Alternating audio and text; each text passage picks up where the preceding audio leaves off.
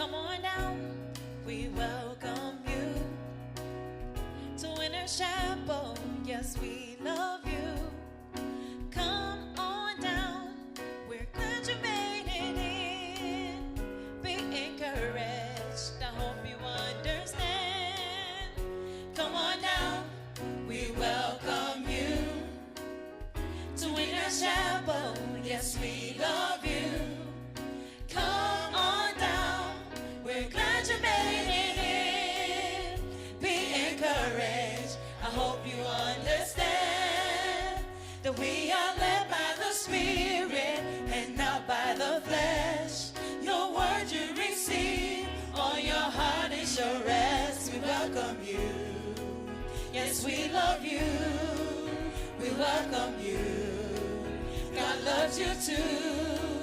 We hope that God will lead you to join us again. Join us again. Join us again. Join us again. Join us again. Shall we bow down our heads as we pray? For God. It is by your mercy that you kept us through, God. It is by your mercy that you kept us through the previous years up to this wonderful year. As we look up for a glorious year, all the rules we need to follow, all the commandments we need to keep, all the attitude we need to put up. That this year will be the greatest year in our life. Help us in Jesus' name. Amen. Speak to us. In Jesus' name we pray. Amen. Shall we please be seated? I don't want movement at this hour. The Lord gave us the word for the year. From Jeremiah 33, verse 3 to 16. That is going to be the year of the justification of our claims. Claims means our desire. When you go to court, you present your claims. And the judge will either justify, the judge will either give you, grant you your petition or not. And we have an assurance, a word from the Lord, as I seek his face, that is going to be a year that our claims shall be justified. Amen. You needed a child, you've been waiting for a very long time, this year it shall be justified. Amen. You needed to be promoted in your office, and you have been there for long, nobody recognizes you, this year it shall be justified. Amen. You needed your business to go to the next level, and you have been struggling with that, this year the Lord says it's going to be justified. Few things he asks us to take care of. One, it's going to be a year of revelation of great things. May I hear somebody say amen to that? Amen. It's going to be a year of release, cleansing from all iniquities. May I hear somebody say amen to that? Amen. It's going to be a year of restoration. We're going to be given a new name. Your business will be given a new name. May I hear somebody say amen to that? It's going to be a year of rest. Rest from every trouble. Rest from every sorrow. Rest from every struggle. Rest from everything that is disturbing us. May I hear somebody say a louder amen. It's going to be a year of power and authority. Wherever you go, whatever you say, no one shall be able to stand you. May I hear somebody say amen to that? It's going to be a year of renewal of our health. Those whose health have been failing will receive healings. May I hear somebody shout amen? It's going to be a year of result, fulfillment of God's purposes and promises in our life. But before all these can come to pass, I'll be going through a series. I won't be able to expand on everything this morning. But this series is what will bring about the manifestation of what the Lord has said. As we move through the year, we will expand some of these revelations and some of these promises. We would teach you on what to do, that these promises might actually come to pass. But then, a very, very strong challenge is coming as we start the year. And the topic, come, return to the Lord. In the next 1, 2, 3 weeks, come, return to the Lord. In the next 1, 2, 3 weeks, God's allowing us, we probably will be looking at this topic. Come, return to the Lord. How will God justify his claim when we are far away from him? How will God justify his claim when we don't even understand how to serve him? How will God fulfill what he has promised when we are far away from knowing what he wants us to do? I want you to say it loud and clear. Come. Say it loud and clear. Say, come. Return to the Lord. We are taking our scripture from the book of Hosea. Hosea chapter 6, 1 to 3. Hosea chapter 6, 1 to 3. Come and let us return unto the Lord. Amen. He has smitten and he will bind us up. When we say it is a year that God wants to justify our claim, it means something has happened that is not good, that God wants to restore. He said after 2 days, he will revive us. In the third day, he will raise us up, and we shall live in his sight. Then shall we know, if we follow on to know the Lord, if we follow on to know the Lord, if we follow on to know the Lord, his going forth is prepared as the morning, and it shall come unto us as the rain, as the latter and the former rain unto the earth. May I hear somebody say amen? Amen. Many might have gone astray one way or the other, or doing the right thing wrongly. It's possible. You know God, you have given your life to Jesus, but you are serving the Lord wrongly.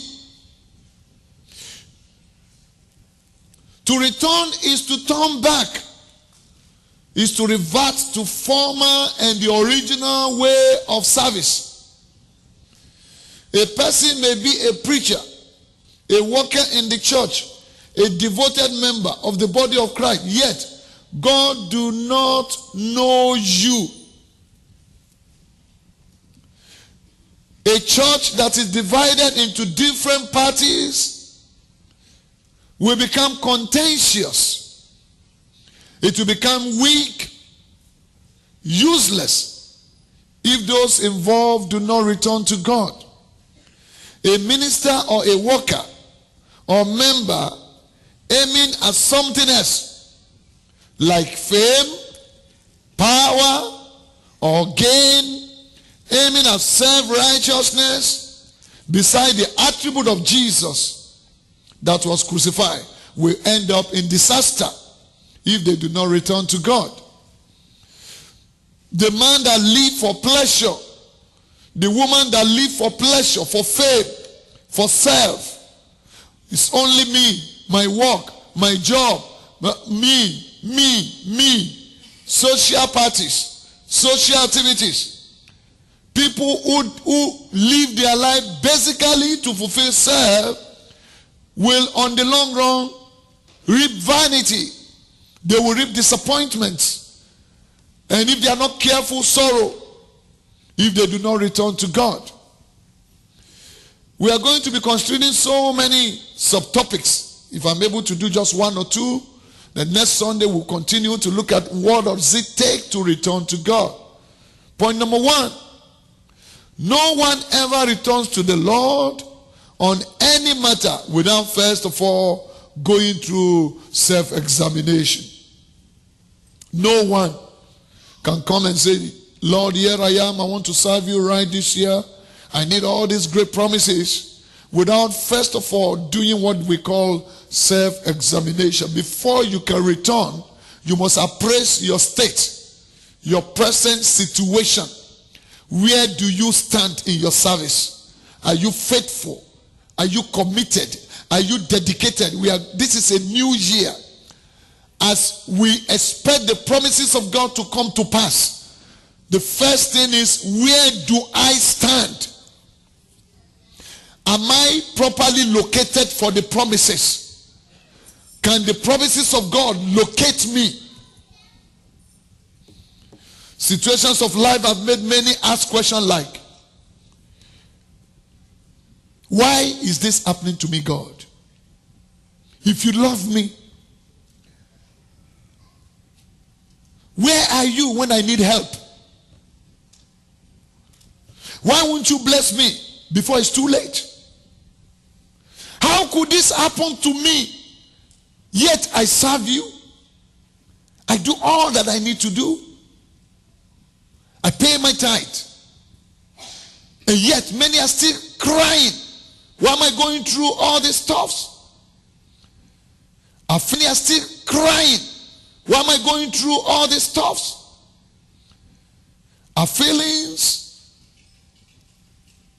as our matters and our situation get worsened, slowly give way to anger and bitterness. It gives way to fear. Sometimes it gives way to guilt. Have I committed an offense? What am I not doing right? And oftentimes, our number one shortcoming is that we live a non-examined life. It's easy to complain, very difficult to examine ourselves. And sometimes when we examine ourselves, we have a falsified mentality, a mentality that does not conform to God's standard. It's like a student that is telling his professor, you got to give me more than what I desire. Maybe because of your limited understanding of the requirement of the question that was asked. A Christian is not better than the effort he put into self-examination. A Christian is not better than the efforts he or she puts into self-examination of why we think the things we think, say the things we say, and do the things we do. A Christian is not better than the effort they put into self-examinations of why we think the way we think, why we say what we say, and why we do what we do. Our life views and belief system, whether Christ-like inclined or self-inclined, usually influence our thoughts, our words, and our actions. Our views about life and our belief systems dictates what we think about, it dictates what we say, and it dictates our actions. Lamentation 3:39 and 40. Say, wherefore doth a living man complain, a man for the punishment of his sin? Let us search and try our ways and turn again to the Lord. Why do you complain that you are going through stuff? Why do you complain that things are not better? Why do you complain that it's got to be better? I prayed, my prayers are not being answered. He said, go, re-examine, bring the scriptures to the table, bring the Bible, bring the Holy Spirit with you in the meeting with God, and then ask yourself, examine yourself. Am I holy? Am I living righteous? Have I fulfilled all obligations? Will I allow my children to behave to me the way I behave to God? The way I take God's affairs? Will I allow my own children to do the same? Self-examination. Self-examination. I want the ministers to go through the corridors. Everyone who is a member of this church must listen to this message. Anyone that has no business in the children department should leave the place right now. No meeting anywhere. The word that is coming this morning will either form us and make us what God wants us to be. And if we lack the ability to comprehend it, it may be too late. Come, let us return. Wherefore doth a living man complain? Why do men complain before God? You have not done this. You have not done that. I've waited so long. When will you do this? The Bible says a man is taking the punishment for their actions. Many a times what we get is what we bargain for. So he said, let us search and try our ways. Let us examine our ways. Let us look inward. Let us look deeper. Have I served the Lord the way, that He saves me, that I'm even alive? What have I put to justify that God has done some great work on us? The way we do church, the way we do ministry, the way we do our work where we work, the way we do our businesses, the way we run our families, or the kind of friendship we keep might have contributed greatly to God getting angry at us.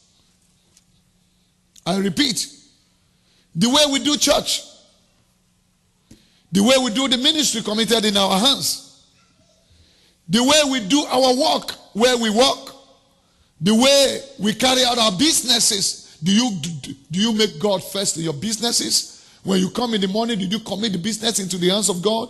Did you see God as the chairman of your business? When you are closing in the evening, do you commit everything He has done in the day to His hands? Have you invited God into your life, into the decisions you make?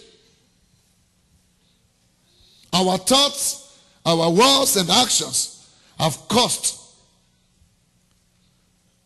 They have consequences. And sometimes it has caused us extreme weariness and pressure. Many of us are under pressure. Not because God wanted us to be under pressure, simply because we have not identified God in our situations. There are fights within ourselves about conflicting decisions in the past. Must I do this? Must I do that? Am I doing it right? Have I not done it right? Conflicting decisions. We are not guided. That's why this year the Bible said, the Lord told us He will reveal great things unto us to avoid conflict decisions. A man who lives by divine revelation will never make a mistake. Even when he's failing, he knows he's on the right path. There are fights within ourselves about conflicting decisions. There are also fights without, about those that your actions and decisions are affecting. The way we play our life, run our job, run our businesses, run our homes, sometimes it's affecting some people adversely. That you are not blessed, it's affecting your family. That you are not great, it's affecting those who depend on you. So several things that happen to us is affecting some other people adversely. Consequently, you become extremely tired about yourself and you become extremely tired about people around you. Oh, I'm tired. I don't want to make friends. I don't go out again. It's not because God has abandoned you. It's because you have not examined what is wrong with you. What are you supposed to do right? I was sharing testimony of about few people in this church, about 6 or 7 of them. 5 people that were able to contribute about 60, 70,000 within a year. If the group of people continue, next year they will be worth about 140,000. Year after they will worth 210,000. And then we've been preaching about this for a very long time. That see, a little drop of water makes the mighty ocean. If you don't believe me, you will believe me when people begin to reap from the counsel that I give in this church. If you don't look at your priority, where am I spending my money? Am I spending those money right? Is it justified?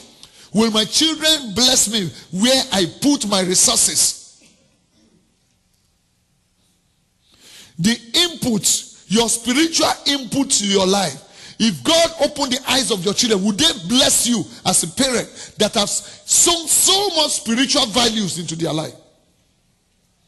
And when we get to heaven, will God say, well done, you have sown so much into the life of your family. Come to the joy of your Lord. Hosea 6 and 1b said, God hath torn us and smitten us. A man who does not live in prosperity is living under the arms of the judgment of God. For everyone is born as a child of God to prosper. Seek ye first the kingdom of God and his righteousness, and all other things shall be added.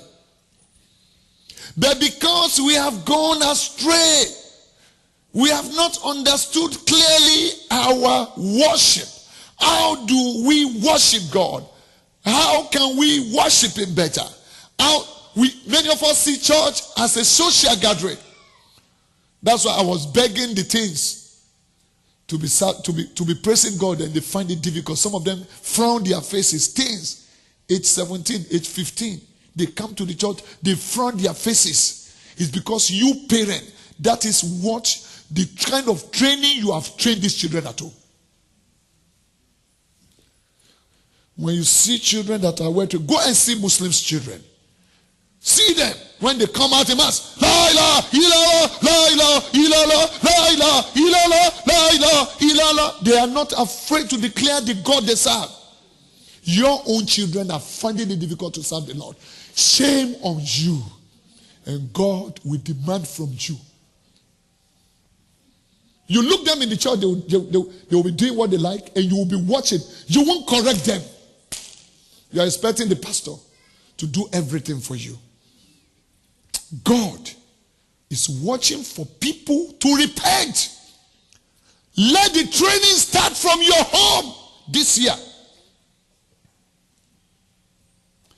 Let's wake up these children, teach them the way of the Lord, so that they can give us peace and joy in life. The children you don't train, they are going to give you sorrow. Eli, when he's supposed to enjoy his children at old age, it was because of his children they lost the throne in Israel. Why are you watching them in their careless state? Why are you watching your children behaving carelessly? They come to church, they don't sit down in any class. They'll be going around the corner, chatting, playing with games. They never get. And you are happy. You are happy for something that God will question you about. And when you parents have not shown dedication, what kind of dedication do you want from your children? Recently, I see children that came from Africa, vibrant. When children come from Africa, they are vibrant. I see them come to the church. They follow the trail. Lukewarmness. And the parents are happy.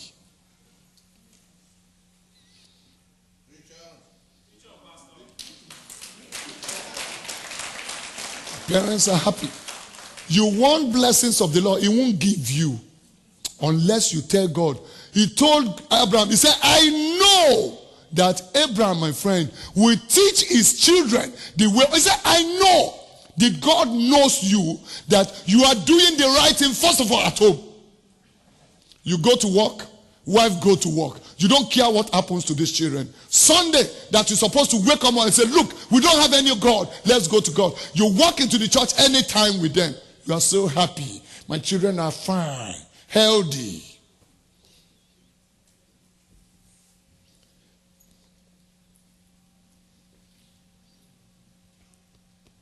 The adversary is at the corner.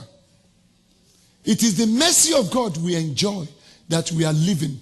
Nobody has the power to live except God. This year, let us examine ourselves. Parents, wives, fathers, mothers. Money cannot save in the day of trouble. And of course, the money we run after, I should see the evidence. How many of you in 14 years have brought a brand new car and say, Pastor, you deserve one car, brand new this year? I've yet to see the evidence of the struggle. Leave the struggle and leave it in the hands of God. It is God that prosper. The Bible says, if you hearken unto the Lord your God, he is he that giveth the power to make wealth. God is the only one that giveth the power for wealth. Your knowledge cannot add to your wealth. You will still be struggling. It is God. So let us return to the Lord. Let me just do one. Complete this and I continue on Sunday. The reason why I'm giving you this teaching is that God has promised me he wants to bless us this year. But not until you return. Change your ways. Change your method. Oh, let me do one more. Let me do one more. Let me do one more. It will be for your good. The first thing I treated is that no one ever returns to the Lord without first examination. Self-examination. Oh, I'm not coming to that church again. They offended me. It's because you don't know whom you are serving. It's because in the first instance you are not a Christian. Anyone who takes an offense to fight this great God, where you are coming for blessing, and you will not say, somebody will not allow me to go and serve God, you are foolish. The God that you can sleep and you will not wake up. The God that go to the hospital and see how many people are paralyzed within 24 hours. God that many people are insane, that doesn't know what they are doing. And you are playing with that God as if he's your mate. This first Sunday service. Because see, I tell you, and I said it during the crossover, no liar will go to the kingdom of God. God gave me the word that I'm giving you for this year. He gave me. No liar will enter the kingdom of God. I had them clear that it's going to be a year of Jeremiah 33. Read it downward. Read the blessings. Read what he said he would say. I've announced it. He promised me. He told me. And if he didn't tell me, I will know he did not tell me. It's left for you to key into these promises. It takes a heart that returns back to the Lord. Take a broken heart. A heart that is broken. Here I am, God. Use me. Here I am. Here I am. Use me. I want to fulfill my days. I want to fulfill my purpose. Please forgive me of my past mistakes. This year, I'm going to be the best that you ever imagined. I want my name to be renewed in your file in heaven. I want you to consider me when you look down on earth and you are looking for somebody who is passionate about your work. I want you to see me.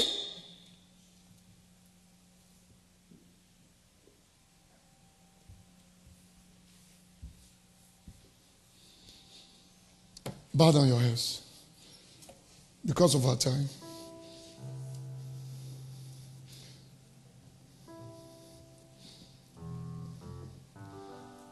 I want you to examine yourself. If God is looking for great people on earth, do you think he will consider you? If God is looking for people that he would release honor, virtues, greatness, if God will fulfill all his promises, do you think you are qualified?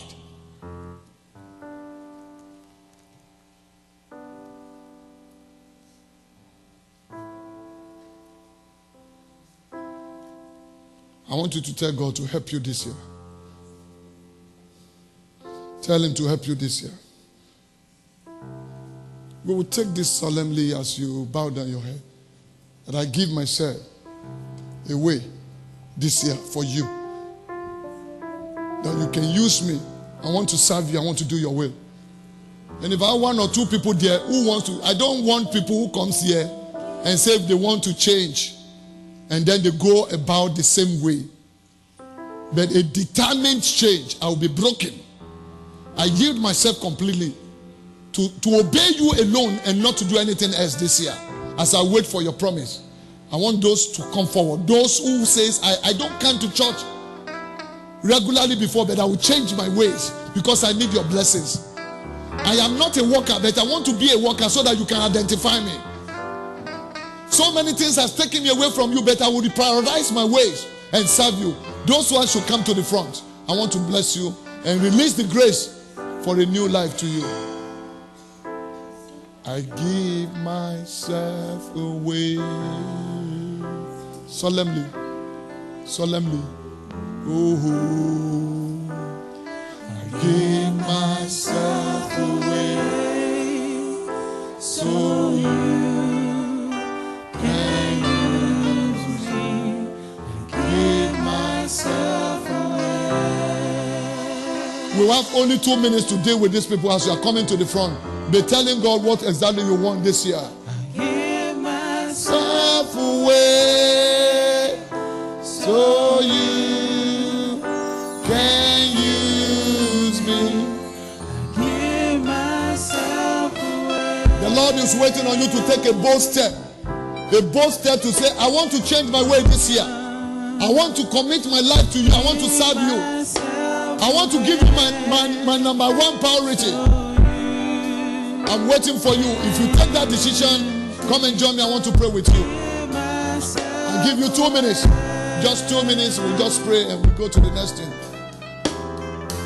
God bless you. You are 18 and you are coming. God will honor you. You, this sister, God will honor you. Just tell him, I need you, Lord. Give myself away.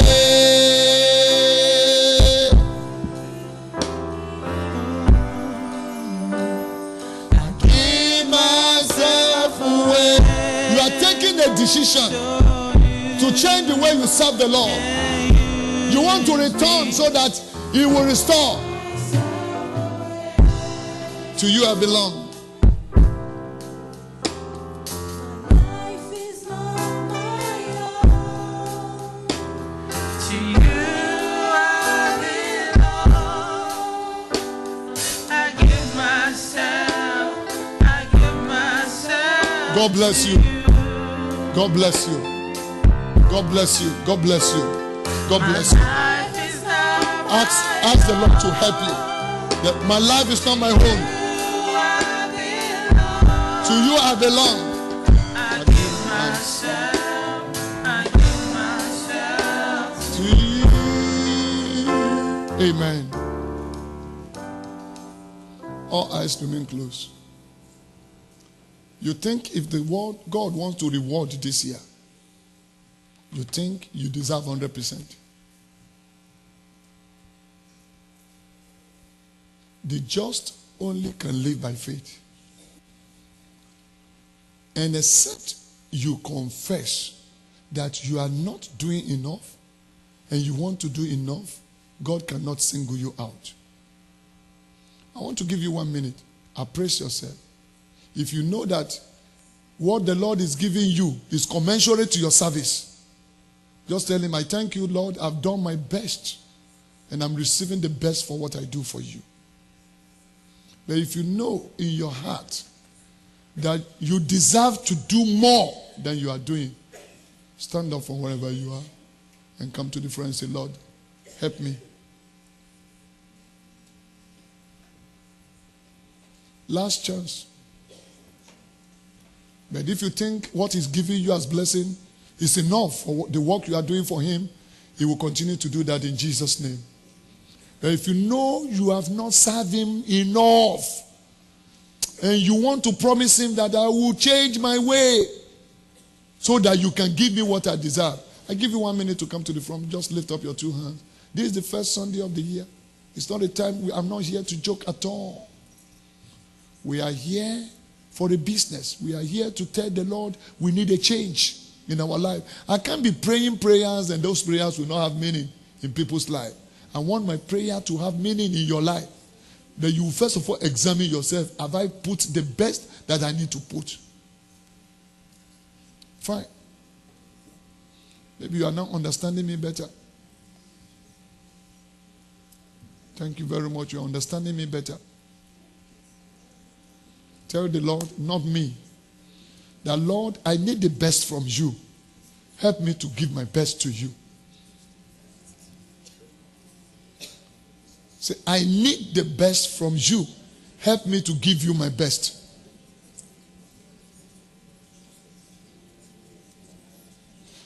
There are promises to be fulfilled this year. But you must first of all promise the Lord, help me to give you my best. I need the best from you this year. Please, if you still joke with me, we'll be here till the end of the year and we will see. But if it is God that has sent me, talk to him. And we will see what God will do. The Lord, I want to give you my best so that I can get the best from you. Help me. Help me to give you my best this year so that I can get the best from you.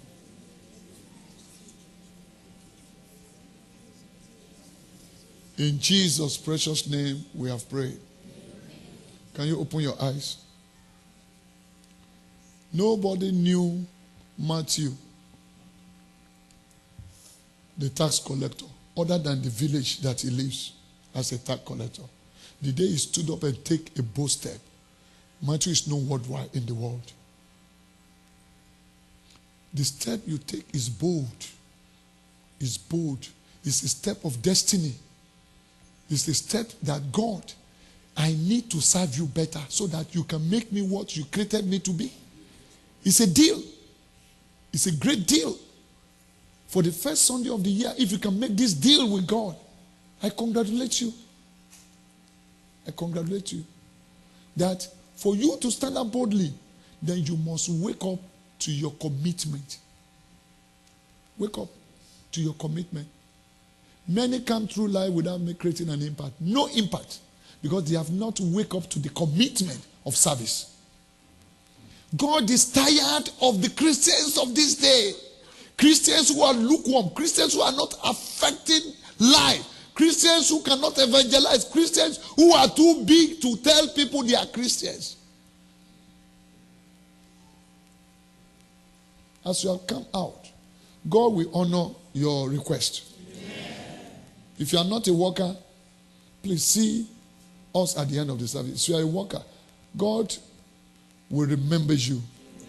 You are one of the very first to come out. Young lady, God will honor your desire and make you what you want to become. Be not deceived. We cannot mock God. Whatsoever a man sowed, he will reap. But you are under an auction of forgiveness this morning. That you come at all. It means you have accepted that you have not served the Lord right. And that paved a way for heaven for you. But then it goes beyond just coming to the front. It now goes beyond, what can I do better? How may I serve the Lord better? How may I influence positively the work of the Lord? And that, you can see our ministers, you can put down your names. All of you should not go. At the end of the service, you will do one thing with me today. I want to pray for pregnant women. I want all of you to stay as I pray with pregnant women. And then your service have started. And you say, January 2015, that I told God, I want to put extra so that you can remember me for extra.